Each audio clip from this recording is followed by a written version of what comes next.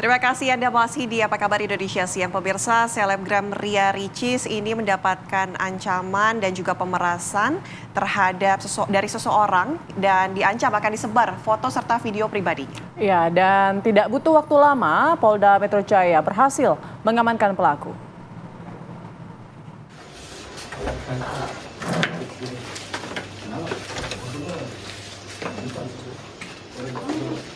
Pria berinisial AP ditangkap jajaran Subdit Cyperdit Reskrimsus Polda Metro Jaya di Jalan Suplir Cipayung, Jakarta Timur. AP ditangkap petugas karena melakukan pemerasan terhadap YouTuber Ria Ricis. Selain mengamankan pelaku, petugas juga menyita telepon genggam yang digunakan untuk melakukan aksi kejahatan. Pelaku dan barang bukti diamankan di Mapolda Metro Jaya untuk kepentingan penyidikan.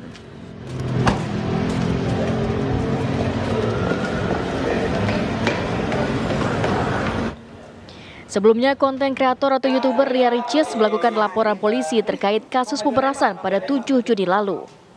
Ria Ricis mengaku dirinya dan keluarganya merasa dirugikan dengan adanya peristiwa tersebut dan berharap agar terduga pelaku cepat diproses hukum. Adanya pemerasan dan ancaman menggunakan data pribadi, dan di sini saya merasa dirugikan dan sangat terancam ya tentunya. Dan bukan ke saya aja, tapi ada di beberapa pihak, kayak tim manajemen, bahkan keluarga, orang-orang terdekat juga jadi kena imbasnya. Dalam kasus ini, pelaku mengancam akan menyebarkan foto dan video pribadinya jika tidak mentransfer uang senilai 300 juta rupiah. Dari Jakarta, Robin Fredri, TV One mengabarkan.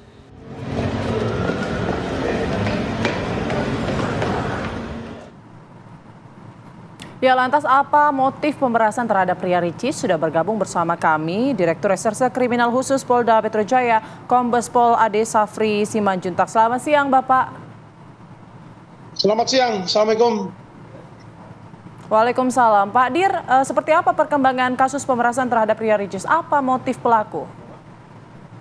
Ya, yang pertama bahwa benar pada tanggal 7 Juni 2024, pelapor atas nama RY atau yang dikenal dengan selebgram Ria Ricis melaporkan dugaan tindak pidana yang terjadi ke SPKT Polda Metro Jaya terkait dengan pengancaman melalui media elektronik yang diduga dilakukan oleh tersangka AP terhadap dirinya atau pelapor ataupun dalam hal ini korban, yang dilakukan melalui manajer ataupun asisten pribadi daripada pelapor.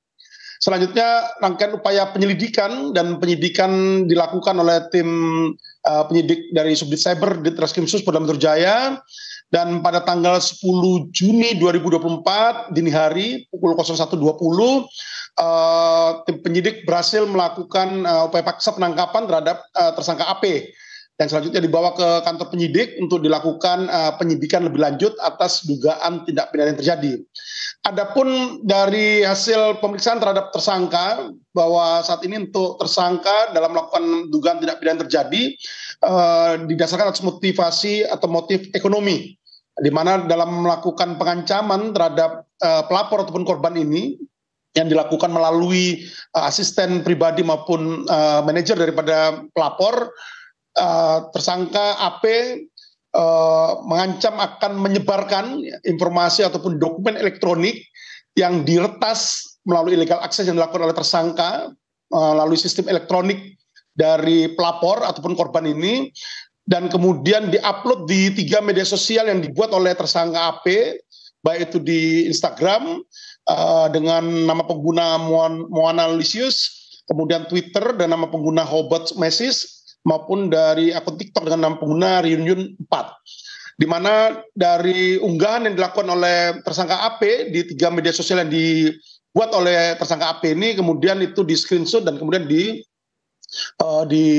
ditransmisikan ataupun didistribusikan kepada manajer maupun asisten pribadi dari para pelapor, dengan ancaman apabila tidak memberikan uang sebesar 300 juta rupiah ke nomor rekening atas nama J yang telah disampaikan oleh tersangka AP, maka tersangka AP akan mengancam untuk menyebarkan foto ataupun konten video pribadi milik dari pelapor ini.